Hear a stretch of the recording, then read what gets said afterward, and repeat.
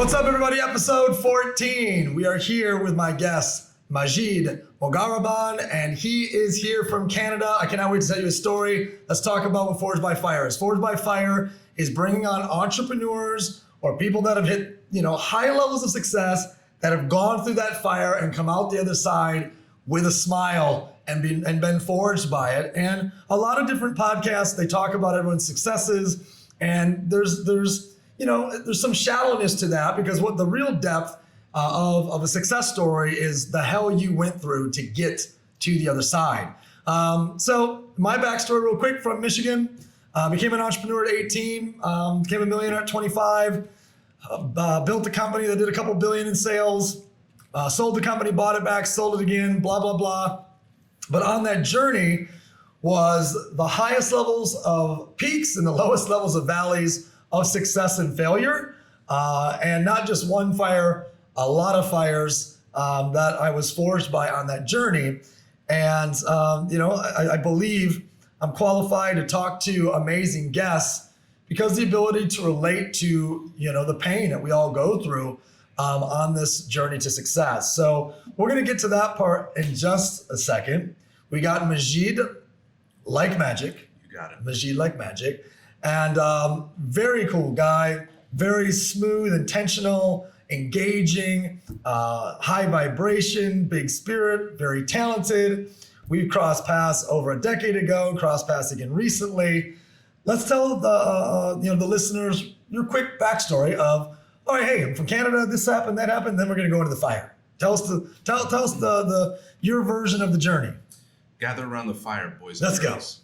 go. Marshmallows.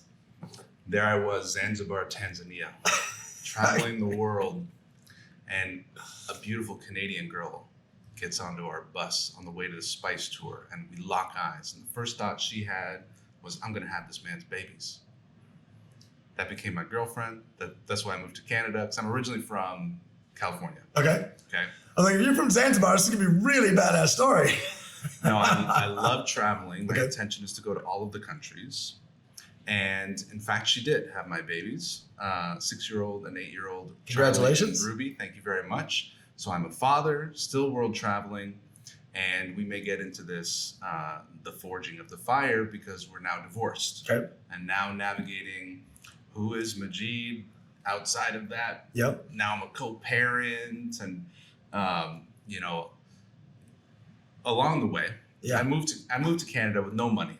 From what part of California are you from? San Francisco. Okay. Yeah. Nice. So I was living in Japan when I met my wife in Africa. Oh, geez. She's French Canadian. Okay. So I arrived to Canada with a backpack and stars in my eyes. Didn't know any of the rules about visas and citizenship. And I was like, Who cares about those things? I'll just get a job.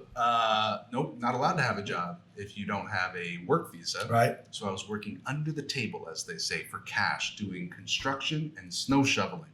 And snow shoveling is big business in Canada. And it's hard effing work. Like, Nobody it's really wants hard. to wake up at 3 o'clock in the morning and shovel a bunch of people's driveways. So I was like, first winter in Canada, shoveling snow, doing home construction. And Ottawa's no joke. No. Yeah. So I finally got my work visa. Finally got a job in high-tech sales. I'm selling servers and software maintenance to the government of Canada. I hated it. Hated sales, didn't want to do it, but there was one all-team meeting of our whole company, and I gave a 5-minute presentation, and I shined.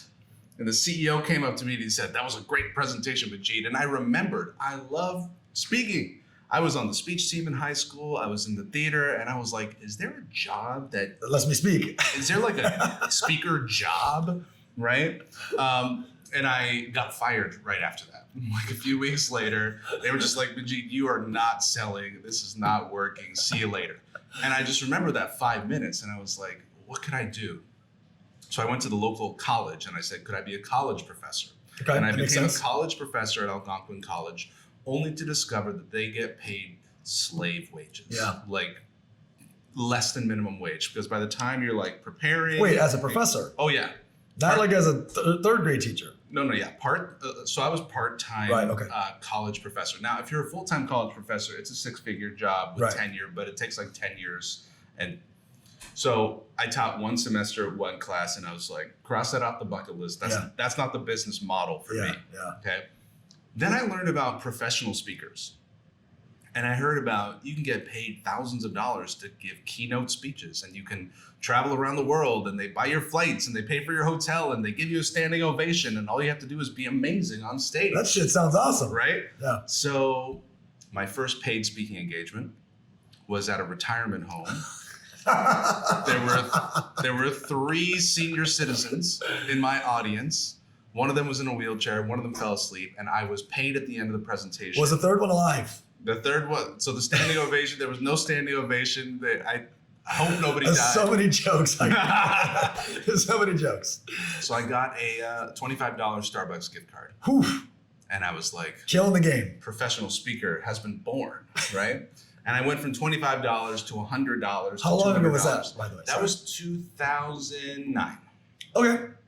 That's a long time ago. It's a long time ago. Yeah. It's the beginning of the journey, the humble beginning. What a cool story, though. Yeah. So the next one you said is $100? $100. I was working at the Catholic Immigration Center, because that was one of the places that I went to as a fresh off the boat immigrant to Canada. I gave a talk about networking for newcomers, right? Got paid $100. So you're talking to the immigrants about networking. Yeah. And, the Catholic Immigration Center, it's a nonprofit, and we negotiated my paid speaking fee is $100. What was your feeling from going from 25 to 100? What was the reaction? Was it like, fuck. What? Dude, I felt like Tony Robbins. That's what I'm talking about. Yeah. That's what I'm talking about. Here's why I ask. I tell people all the time, my first check in network marketing was 2 cents. Hard to believe, but it's accurate, and I'll condense it. My next check was 14 cents. And everyone else is like, this is you're getting scammed. I'm like 700% growth. like you had 400% growth from gig to gig. Yeah. You're killing it. And it went like this for a while. $100 here, $200 there, $500 there. And eventually I got a work visa. Eventually I was able to get a job. So it was a side hustle. What I found was at the end of each year, when I did my taxes, I would add up all my different sources of income. I got coaching opportunities, I got consulting opportunities. And what I found was that all of them came from my speaking. All of my clients, all of my revenue came to me from speaking. Speaking was your sales funnel. Yeah. So I realized speaking as a product to sell, as in like a paid keynote speech, is a very challenging business model. Yeah. But speaking as a marketing strategy was actually sort of working by accident. Yep. Then I started to study, how do you sell from the stage? And how do you dial in that keynote that gets the right people to buy the thing from you? And that's what I mastered, and that's what I teach now in my company called Expert Speaker, where I work with entrepreneurs, help them with their story, help them with their speech, with a very strategic angle to drive sales and drive influence and drive being seen as a leader in your industry through the right positioning in a keynote or a signature speech. And you're a 7-figure a year producer, and speaker.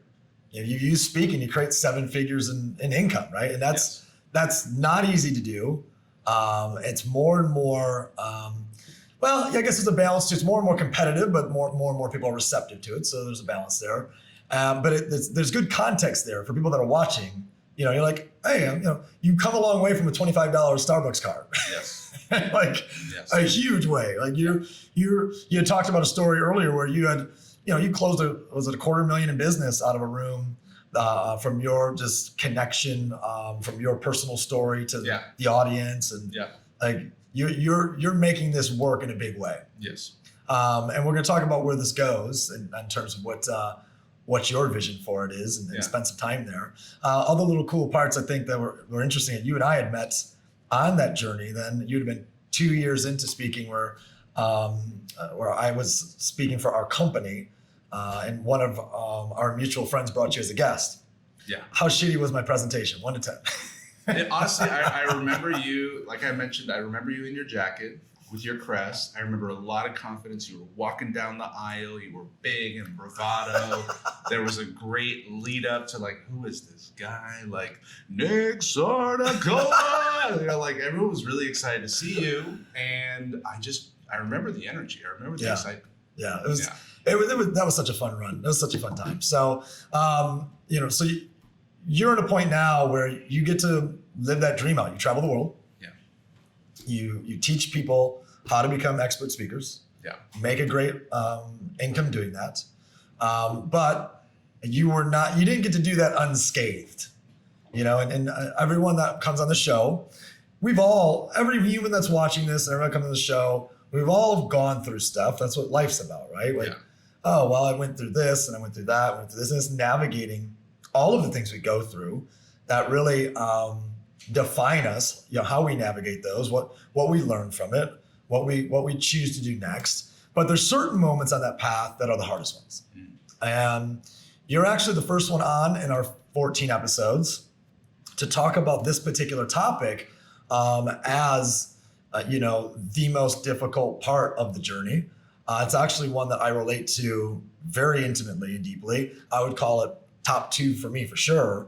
And I'd like to spend some time, if we can, diving into the fire and talking about what that looks like. And I'm really excited for the people who are listening because it's a different story than anyone else that we've heard.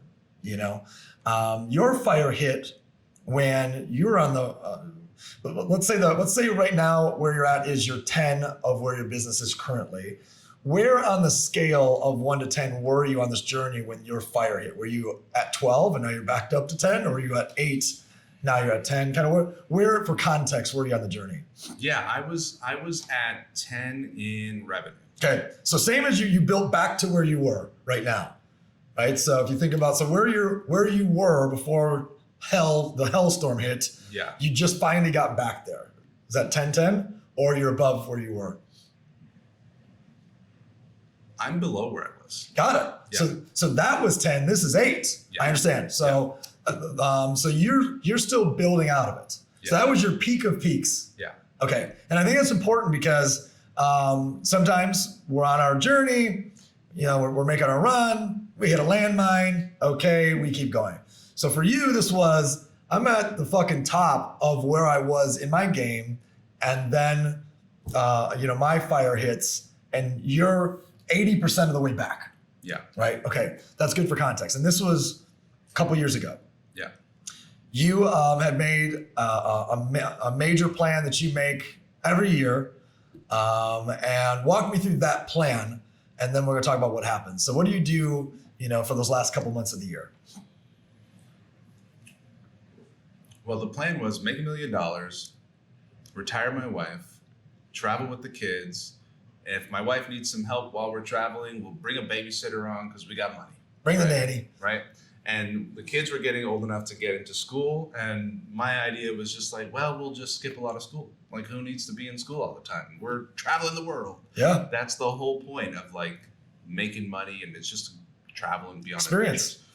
And as we met traveling, I met her traveling in Africa. We traveled in Southeast Asia. We traveled. But her values changed when she became a mother. Yep. And a lot more like safety, security, routine. Rules. Yeah. Routine. Yep. Fair. And, I love mischief. I love shenanigans. I love tomfoolery. And so we were kind of like, and I think when we met, I think she liked the mischief and she liked the adventures. And as parents, we were on different pages. Yeah. Yeah.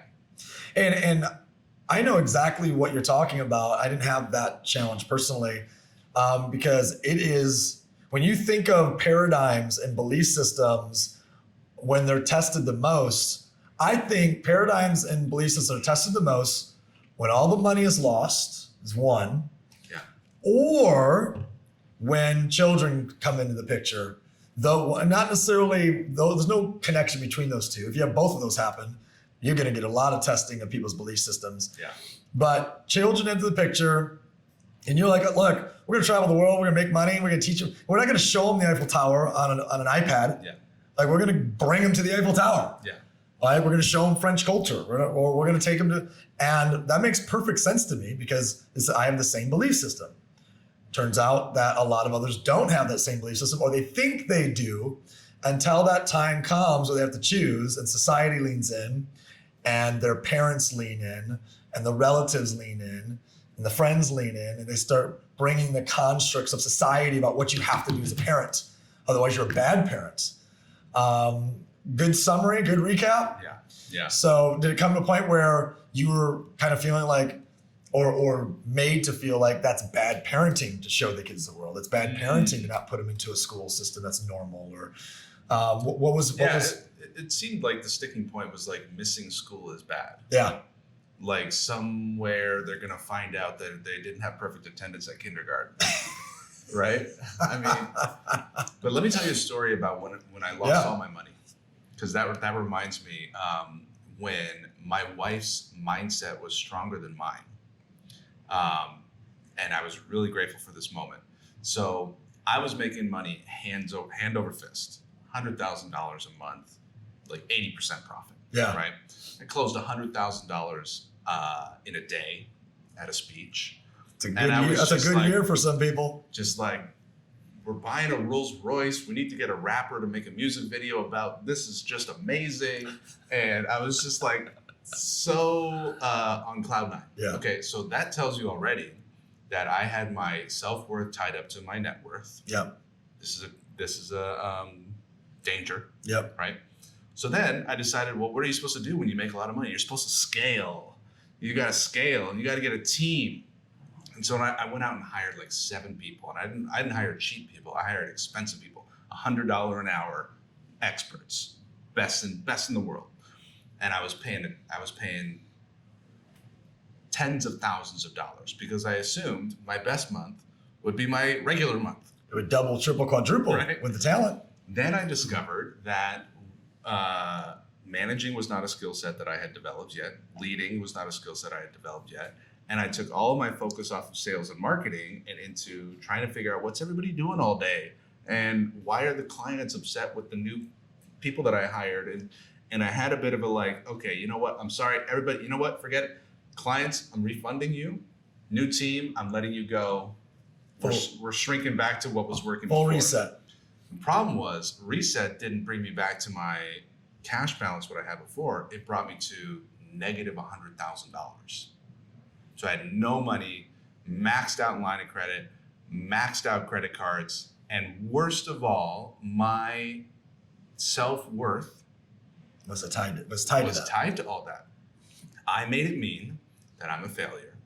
I made it mean that my business is going to sink my family. And I remember sitting in my backyard with my wife at the time, telling her the situation and just having like chest-crushing anxiety.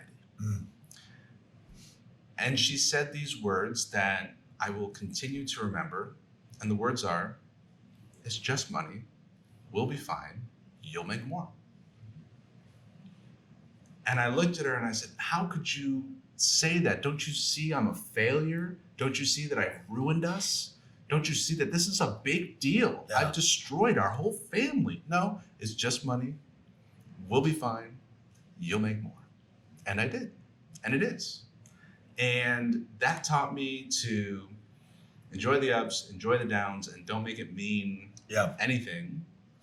And that was, as far as like, because my nightmare is my wife loves me when I'm making lots of money and leaves me when I'm down.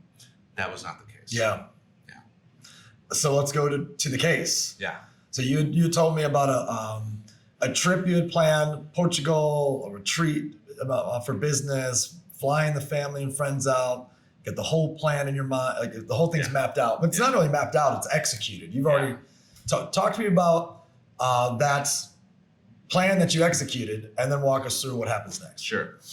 So my whole thing with business is I do this so that we can travel. Yep.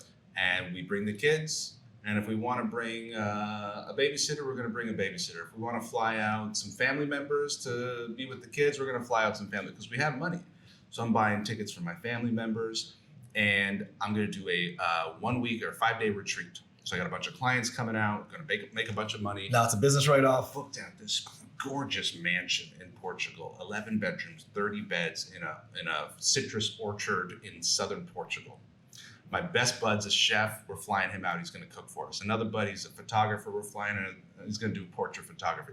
Buddy's a videographer. We're flying him out. The whole thing. Yep. My family's flying out. And while I'm doing my retreat, I booked a second mansion next door and flew out 5 family members of my wife's best friend's family so that my kids and wife can hang out with my wife's best friend while I'm doing my thing. And I was so proud of myself. I was like, this is the product of the business. This is a idea of world travel that we get to invite so many people to.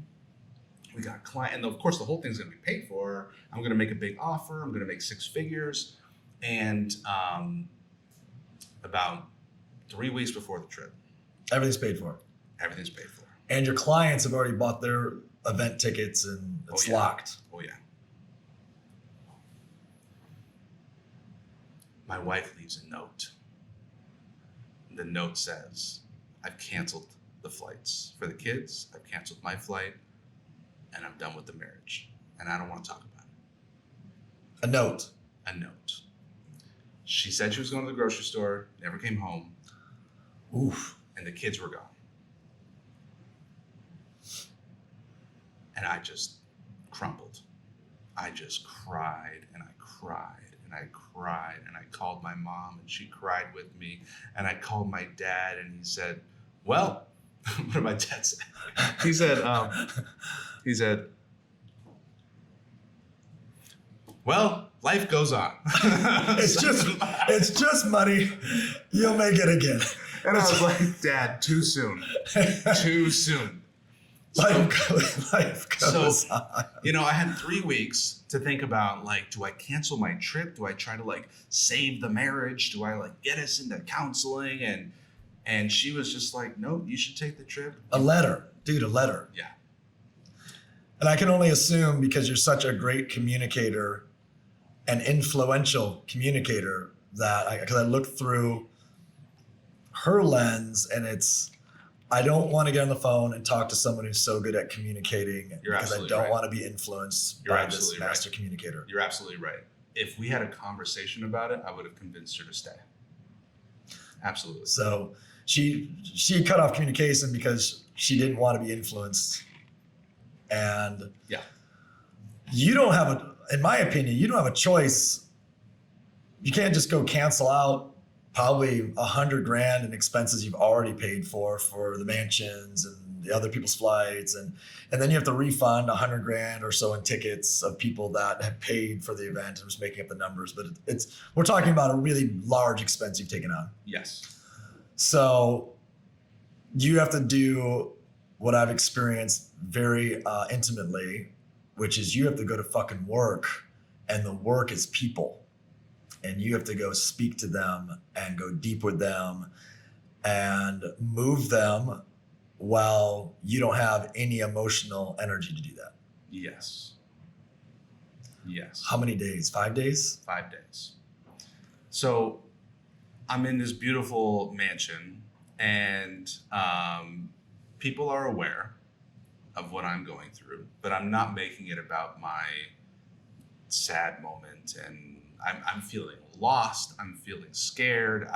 In my mind, I'm like, she's just having a mental breakdown. We're going to talk about this, and we're going to get back. Like, we're going to keep this family together. Like, we both care. Like, both of us care a lot about our family. It's our number one thing. But that led her to make her decision. So anyway, on the night of day 2, I'm on a conference call at 3:00 in the morning with Denver, Colorado. And someone says, whoa, Donald Trump is closing the border. Because this was when the pandemic hit. This is March. This is when people were buying toilet paper. This was the toilet paper days. Okay. So as a leader of this retreat, I'm like, what do I do? Everyone's asleep. And apparently they're closing the border, and we're Googling it. Me and my buddy were there, and it's like, yeah, they're closing the border. And so I wake everybody up in the mansion. And I'm like, guys, I don't know what's going on, but apparently there's a coronavirus and the borders are being closed, and people are Googling flights, and they're shouting out in the mansion, and people are saying, oh no, one-way flights are like $5,000. No, wait a second. One-way flights home are $10,000. Oh no, they're all sold out, and people are losing their freaking minds. 2 people left in the middle of the night. They're just like, I'm just going to the airport. I'm just going to try to get home. The rest of us woke up the next morning, and we were like, well, if we get trapped in this gorgeous mansion in Portugal, we'll be all right. Yeah. I continued the event. So I'm losing my mind with the thing at home. I can't get a hold of my soon-to-be ex-wife. Can't see my kids on FaceTime. I'm trying to lead this event. Donald Trump's closing the freaking border. And I still close $100,000 in sales. Felt pretty good about that. There I go again, attaching my self-worth to my sales, but I did feel good. And when I finally made it home, lockdown. It was like the world was shut down. And this is Canada. Oh yeah. Which is quadruple lockdown. Yeah, exactly. Yeah, that's not like Miami lockdown. Yeah. So at that point, that was like March or early April. And it was a big reset. Like, who am I now? And what is this world that we're in? And how am I choosing to show up? And I think a lot of people, what I realized is that I had a whole future that died when we went into lockdown, because everybody's April, May of 2020 changed. Yeah. Right. And so that's some for the better. If with the right attitude. If you're a real estate agent, I mean, if you fell in love with whoever it was you did, that's right. That's right. COVID with. Yeah. If you if you made a baby, yeah. Right? So there were some scenarios where it improved. I know that's a small percentage, but the timing of what you were going through, I'm guessing it didn't force you back together into the same room to work things out, or tell me what happens next on that. Well, so we discovered that our interpretation of what to do during a pandemic are polar opposites. Prior to the pandemic, my ex-wife's favorite word was lockdown, before it was popular, because she likes to stay home and we're not close the windows, lock the door, we're staying home for the weekend. That's her staycation favorite thing to do. Mine is be out with the people and hugging with the people and the gathering. And so I also love mischief and rebellion. And so I was like, so there are a lot of opportunities to create mischief in a pandemic. Of course. So did you hope that the lockdown was going to salvage the relationship? I did have this. I said to her, listen, we need to come together here. There's a lot of uncertainty in the world. We don't know what's going to happen. And I don't know if I'm going to be able to continue my business. The last thing we need to do is do a divorce. If you really want to do a divorce, let's plan it out. Let's talk about it. But let's get on the same page and be a team here. Yeah. And she was like, no, we're done. And so that didn't inspire her to come together with me under one roof.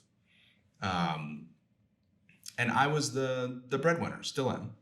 And so she was like, look, I'll make sure the kids are taken care of. You just do what you got to do to keep running your business. And courts are closed. Mm-hmm. So it's not like you can take I'm thinking through my lens now at this point as a person that's been divorced. You can't do anything from a legal perspective. It's just you have to just negotiate with someone who is saying this is how it's going to be. Yeah. And that's it, because you're not going to go get a mandate, or you're not going to go get someone to enforce anything, because everything's closed. Correct. Are you guys on any separate roofs? Are your kids separated from you? Are they yes. Opposite ends of the room, the building, the state? What's the living situation? She moved in with her parents temporarily, which are 5 minutes away with my kids. Okay. I was, still running my business and doing my coaching, and so the kids would be with me some of the time. Yeah. Prior to this separation, I was really focused on the business, and I would, put the kids to sleep and play with them in the morning. But mom was running the show with the kids. And so for me, being single dad was what do these little people eat? And how do these little people work? But it also taught me to really value every moment with them that I was taking, certainly not really seeing the preciousness of every moment as much. But she really wanted to stay in the house with the kids, and she wanted me to find somewhere else to live. And I was like, well, this is my house. Like, I don't want to divorce. I don't want to separate. And I asked my lawyer, and my lawyer was like, yeah, don't leave the house. That's not good. You never get back in? So I didn't follow my lawyer's advice. Here's what I did. I had this session with a therapist, and the therapist was like, close your eyes and imagine like the most beautiful home. And what's it like? And I saw this like exposed brick and this old wood and like hookahs and Turkish lamps and pillows and laughter and music. And I felt really good. And for the first time, this realization came to me, which was the answer to the question, why would I move out of my house? And the answer was, well, if I was moving into something better. So the next morning, I get on Canada's version of Craigslist called Kijiji. And the very first listing, I see the picture and it's like just like my vision. Like exactly like my vision. Exposed brick interior wall, antique old floors. And I look, where's the address? And it's like a block away from my house. And the listing came on 4 hours. If you're telling me there's Turkish lamps and stuff there and hookahs, I'm not believing you. No, I bought those. I brought those in. And so I text my soon-to-be ex-wife and I say, I found this place. It's like right down the street. I'm going to go look at it. And I think I'm going to get it. And I walked in. I saw it. I was like, this is perfect. And I looked out the window and like, there's my other house right there. So I'm like super close to my kids. That's cool. And I'm like, okay, it's right on Main Street. It's next door to the coffee shop. It's across the street from a restaurant. It's like nice for me. It's good for the kids. My ex-wife can keep the house. And so I signed a lease. I moved out. And then we proceeded to try to come to an agreement for divorce and settlement. And it took a long time. Yeah. But I moved out. She has the house. And so the kids live there most of the time. They're with me some of the time. And now I'm a renter because I'm not a guy who likes to take care of a house. My ex-wife, she takes care of the house. My ex-father-in-law, super handy, fixing up everything all the time. And I like being a renter. Yeah. So what happens how are you able to remain focused during the emotional turmoil, or are you not? I'm thinking through my separation divorce. You know, how hard is it for you to engage with people, to lead them, to inspire them? What's the anxiety like at night? Oof. Yeah. Okay. Yeah. So what I didn't realize was how dependent I had become on having a wife. Because my evening routine would be to kind of like process my day and my issues through conversation and look for her feedback. Just simple questions, like, what would you do? Like, you know, I would talk about, I have a situation with a client and she's asking for a refund and what do you think? And she would ask me some questions and I would come to a conclusion. I didn't have that anymore. So just basic decision-making became really hard. Yeah. I came to realize how much I depended on her just to, as a sounding board, just as a partner. Board, exactly. So what I would do is I would show up for my calls. I would be on Zoom. And sometimes I would have like, maybe I had tears in my eyes right before, you know? Yeah.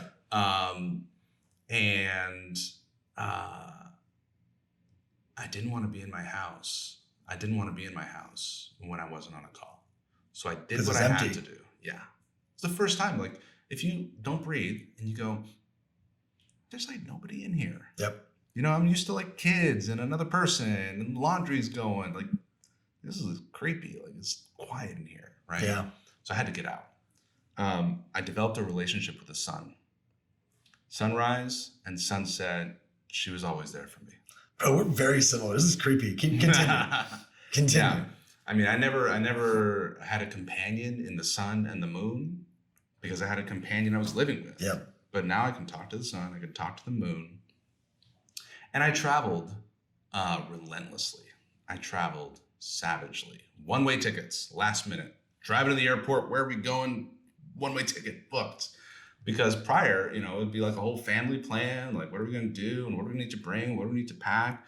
So I was traveling light and I was traveling through the United States, which stoked my joy of mischief because we weren't allowed to. We weren't allowed to travel, especially in Canada. There was a national mandate, no traveling. Yeah. But You were in pure rebellion. and people were like, "How are you traveling?" And I was like, "Well, I'm buying flights, buying the tickets, and I'm going to the airport, and then I'm getting on the plane, and nobody seems to be stopping me, right?" And there's some people who think that that's spreading the pandemic, and Yeah. there's other people who don't think that. And I was just like, I need to travel because the change, the commotion, the chaos, it at least distracted me from the pain. Because when it gets quiet and when it gets still, those feelings start creeping up. Sure. So what I found is that ultimately you can't outrun the feelings. Nope. They're going to come eventually. So I found healthy outlets to feel the feelings. I learned that feelings are meant to be felt. And I got all spiritual, and I was like, I'm the whole universe, and I'm the vessel that feels the feelings and observes the thoughts. And here we are. What happens to the business because of, really, it's a trigger of one, the separation, which triggers obviously the new home, different place of living, loneliness, which then triggers desire to not be alone, to stay busy. And that busyness is just a channeling of the anxiety you're feeling or the pain. But you have work to do, but you don't want to do the work because it's people, and you're inauthentic at that moment because you have all this pain that you're pushing away. So you're always trying to go to the next thing. The next thing is to sound familiar. Mm-hmm. So what happens to the business? I'm guessing the numbers dip. Actually, at the beginning, the numbers went up. Okay. Because I was having such a spiritual awakening, I was finding a lot of purpose in service. And I think a lot of people were feeling a need for leadership in the pandemic. Sure. That's a good point. Because there were a lot of people who were like, nobody's spending any money and nobody's doing anything, and we just need to wait for the government and the news to tell us what to do. And they observed my action, which was travel, which was showing up on social media, which was continuing to serve through speaking. And I think a lot of people were drawn to that. And what I learned, one of the principles I now live by, is that nobody knows what they're doing. Nobody really has their shit together, but there's people who take action and there's people who don't. Yeah. There's people that lead and there's people that just sit and wait for someone to tell them what to do. Yeah. So I think I was showing up as a leader for my people, and I was closing sales because it just, here's a really important decision I made super early on in my very first quarantine, first lockdown, was I decided there are going to be two types of people through this pandemic. The people who hold on to their money in fear and wait, and the people who spend and receive and grow. And the first thing I did was I bought a $5,000 massage chair that I always wanted. And this thing got delivered to my house, and I was like, see, there are people spending big ticket items like me, right? If you convince yourself that nobody's spending money, it's probably because you're also not spending money. But if you go out and buy something big, you're like, yeah, there's people buying big stuff right here, right? So I decided I'm going to be in that group of people that's going to be flowing and moving and selling and buying. And I had my biggest, one of my biggest days, $170,000 in sales on a Zoom call from Austin. Jeez. And, it was $25K offer, and a bunch of people signed up. And it's easy for me to show up for people who have paid and are expecting, right? It's hard for me to do the things that are important but not urgent, like rebuilding my website or, doing my invoicing or doing my taxes. Those are that can wait till tomorrow, right? But when people are showing up on a Zoom and I'm there to perform, one of the things I love about public speaking is it brings me into the present moment. Fear exists in the future. Depression exists in the past. And when I'm present and performing, I'm in this blissful state of flow. And so I can do that on Zoom. it's the moment we get off Zoom, the moment I hit done and I'm back in the room where it's like, oh no. Uh-oh. Loneliness again. Well, I was back in this lonely place. Loneliness. What's during that period of time, what's the hardest moment that you can remember? And what were those feelings? And where does your doubt go? Or what moment was like this is the fucking worst? My kids are like really close to me, but I'm being treated like a contagious organism. Because you traveled. Right. Because I was on this side of an imaginary line called an international border. And once I crossed that line, I'm like, I got cooties for 14 days. And on day 15, I'm a normal person. But on day 14, I got cooties. So my kids, who are like 4 and 6, they come to visit me at a distance, right? And my little girl, Ruby, starts walking towards me, being a little cute, and she gets like 4 feet away from me. And my now ex-wife screams, Ruby, no! Like she just fell off the edge of a cliff, like this imaginary line. And it was like so traumatizing. I was just like, you know what? Take the kids away. Let's not play this 6-foot game. Now, this was new for everybody, and everyone was just like responding how they want to respond. She was, I think, being in like, just like her job is to protect the children. Yeah. And her interpretation of me was dangerous. I'm very grateful that they're very well cared for and they're in a really safe home. And, I think a lot of entrepreneurship is discipline, which is doing what you got to do even when you don't want to do it. And being able to make meaning of events. I was making meaning of the events as like, she's doing this to get at and make me angry. And, I'm like a victim. I tell the victim story of my divorce at least once a day still, right? And so it's only when I'm consciously overriding that story with, there's so much to be grateful. There's so much to appreciate. And, but it remains to be it certainly remains to be my biggest challenge.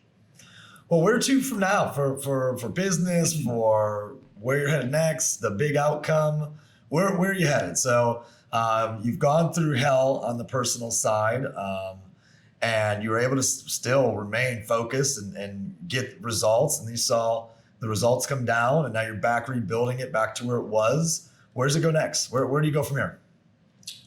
Well, one of the challenges that I'm wanting to develop is self-sufficiency, because when I came out of my marriage, I substituted what I was missing with other relationships.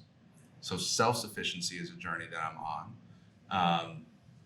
Knowing who I am and who I'm becoming, I did this exercise recently. So I'm Majeed like magic, you know that. Yep. But there's a character that I created 10 years from now. Okay. He's called the Sultan of Swing.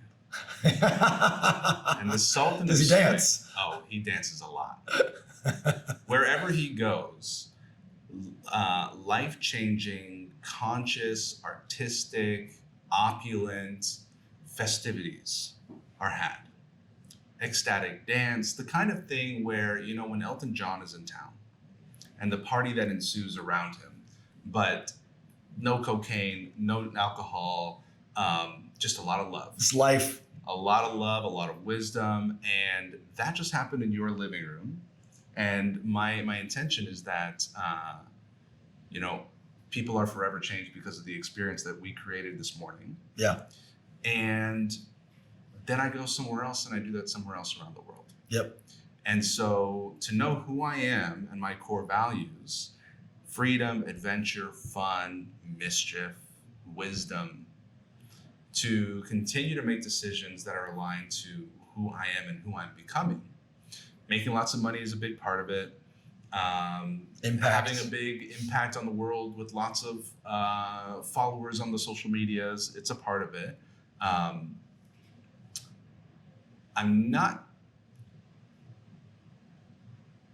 think I want to keep my business really simple in terms of I don't need to scale to a big team, to a massive company for a big exit. For me, my business is my creative expression. I'm an artist creating impact in the world through what I'm creating, and it's my vehicle for expression and creation. It doesn't need to be this enterprise. Now, a few years from now, I might have a different opinion about that. Different season. So I'm making decisions based on what's the most fun, what's the most makes me feel like an artist, what brings me to new experiences. So in the next 6 months, I've got travel to Thailand, Cape Town, South Africa, and Guatemala, and I love that. I mark my calendar by trips and experiences with my kids. They were in a dance camp. We went canoeing. We're going camping when I get home. We're camping with Matt Britt at Matt Britt's house this weekend. Yes. This weekend. Yeah. Shout out Matt Britt. Okay, rounding this out, let's take us home. We can go any direction with this, unrelated to anything we talked about. Your absolute best advice for a solopreneur, entrepreneur, maybe a sales professional who's logged in watching this. Anything you want to, any direction you want to take it. No filter. Best advice. The best advice is to choose your ideal client. And the reason is because the difference between you liking your business and not liking your business has to do with who you're working with. And I have some requirements for my ideal client. Requirement number 1 is they pay what I charge. And they're happy about it. Yeah. Requirement number 2 is they feel like hiring me and working with me is a noble act of investment in themselves. They brag about our work together and they love telling their friends about it. They get extraordinary results that I would happily hire a billboard to show their before and after picture. They do what I ask them to do, and I would have them in my home for dinner, and I wouldn't want to hide my kids. If I love who I work with, it's hardly work. It's more like just contribution. And by knowing who my ideal client is, I know what my marketing message needs to be. I know where I need to focus my efforts. I know how I need to sell. By not knowing who my ideal client is, by not choosing an ideal client, I'm trying to be everything to everyone, and that doesn't work. No niche. Yeah. So I like to say pick one person and choose the moment in their life that they're in when they're lying awake at night, worrying about the problem, and when they think of you, they're like, that's my solution. That's my guy. Yeah. Well, you're a depth of wisdom. You said the word wisdom a few times. I think you just have so much wisdom. Such a great collection of different attributes, whether it's from a top of your craft and mastery of public speaking to spirituality, to travel and life experiences, to mischief, an expert in mischief, Yes. to fatherhood, to a lot of people are very, very narrow, right? And which is, there's something to be said about being able to be so damn good at one thing, and it's just like that's the one thing, right? They become the best of the world at. And it's, I think anybody that comes in contact with you is going to have the ability to have such a wide array of deep, conversations, which is pretty freaking cool. Yeah. And I just want to say thank you for allowing us to go deep into, a personal topic that I don't think a lot of people are willing to go into and really talk about on their entrepreneurial journey, even though half of them are going to experience it. Yeah. Right? Half of them are going to go through, a separation and or divorce and have to deal with that, have to put the face on and build the company and drive revenue and be a single dad. And, you talked about like, what do they eat? That was hilarious because I think some of my most highest achieving days are where people are like, damn, Nick just worked 18 hours a day or today. I'm like, yeah, but you didn't see that I got up an hour before that. I packed the kids' lunches. I made them breakfast. I got them dressed. I brought them to camp. We had those discussions on the way. I had them do their I ams, so they're like, I am strong and I am powerful. You didn't see any of that part, right? Like, and those are like my most successful days where I get to do everything we do in a day and add those pieces on top. Yeah. There's no babysitting there. There's no nanny there. Just me doing the dad shit. And I can see you, doing that part and relishing in it and loving it. Yeah. And it's just sometimes for guys like us, that might be the most fun and most challenging part of the day. like, all right, how do you make this sandwich? Yeah. You know, my clients all listen to me and I say I'm great. Why didn't you listen to me?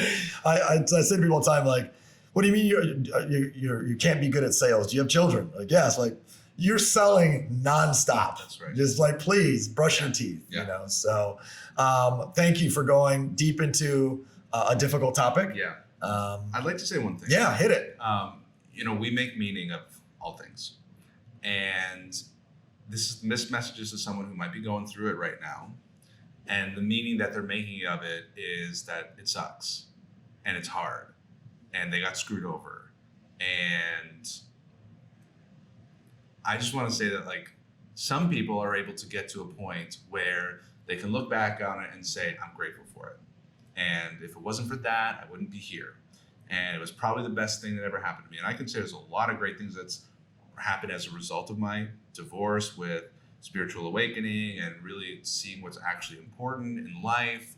But I also just want to acknowledge and honor anybody who's in the middle of it, that it's okay if it sucks. Yeah. And,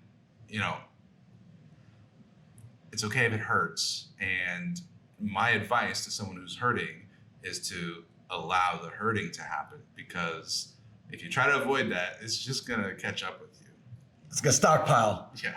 So face the fire. Yes. Because in order to come out the other side, in order to be forged by it, you got to face it. You got to feel it. You got to burn in it a little bit. And that's the whole context of the show. Episode 14. Again, my request to anybody who's watching this, I have a foundation that works with children and youth, teaches entrepreneurship. Go to thenextgen.org.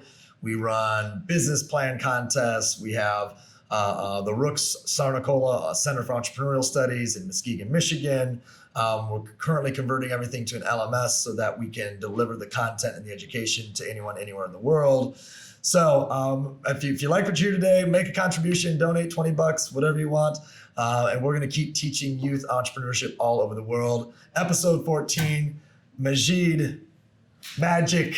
Thank you, brother. I appreciate you. Thank you for sharing your story. Thanks, everybody.